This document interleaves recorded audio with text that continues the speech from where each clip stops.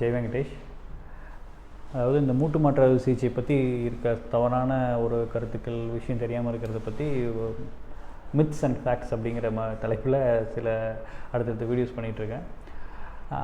இன்றைக்கி என்னென்னா, இந்த நீ ரீப்ளேஸ்மெண்ட்டு மூட்டு மாற்று அறுவை சிகிச்சை பண்ணதுக்கப்புறம் ரொம்ப நாள் மாத்திரை சாப்பிட்ணும்.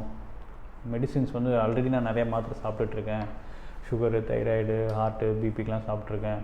இதுக்கு நடுவில் இந்த மாத்திரை வேறு, இது ஆப்ரேஷன் பண்ணிவிட்டேன், இதுக்கும் நான் ரொம்ப நாள் மாத்திரை சாப்பிட்ணும் அப்படின்னு நினைக்கிறாங்க. அப்படி கிடையாது.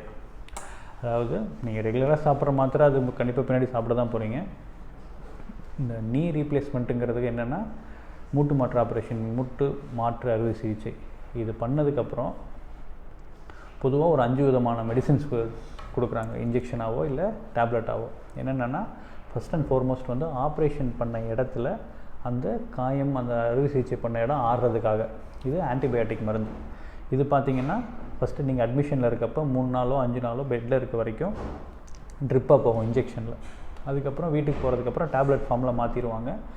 மோஸ்ட்லி பார்த்தா அது ஒரு வாரம் 10 நாள், அதிகபட்சம் 2 வாரத்துக்கு மேலே இந்த ஆன்டிபயோட்டிக்ஸ் தேவைப்படாது. இது ஒன்று.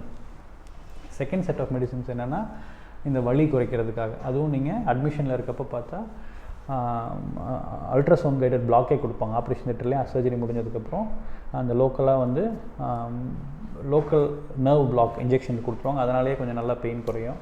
சர்ஜரிக்கு அப்புறமும் வந்து தேவைப்பட்டால் இன்ஃப்யூஷன் மாதிரி ட்ரிப்பில் கொஞ்சம் கொஞ்சமாக போயிட்டுருக்கும். அதுக்கப்புறம் டேப்லெட்ஸாக மாற்றிடுவாங்க. அதுவுமே பார்த்திங்கன்னா ஒரு 2 வீக்ஸ்க்கு மேலே பெருசாக தேவைப்படாது. அடுத்த செட் ஆஃப் மெடிசின் வந்து மூணாவது என்னென்னா, இந்த மாதிரி ஒரு ஸ்டொமக் அப்செட்டு, வயிறு கேஸ்ட்ரிக் ப்ராப்ளம் வராமல், இல்லை நாசியா, வாமிட்டிங், ஒமட்டல், வாந்தியெல்லாம் வராமல் இருக்கிறதுக்காக கொடுக்குறது. அது மோஸ்ட்லி அட்மிஷன் இருக்க வரைக்கும் தான் தேவைப்படும் அந்த மெடிசன்ஸ்லாம்.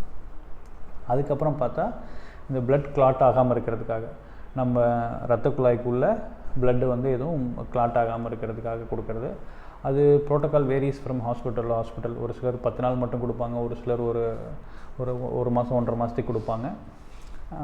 அது கொஞ்ச நாள் எடுத்துக்கிற மாதிரி இருக்குன்னு வச்சுக்கோங்களேன். ஒரு 1.5 மாதத்துக்கு அந்த டேப்லெட் எடுத்துக்கிற மாதிரி இருக்கலாம்.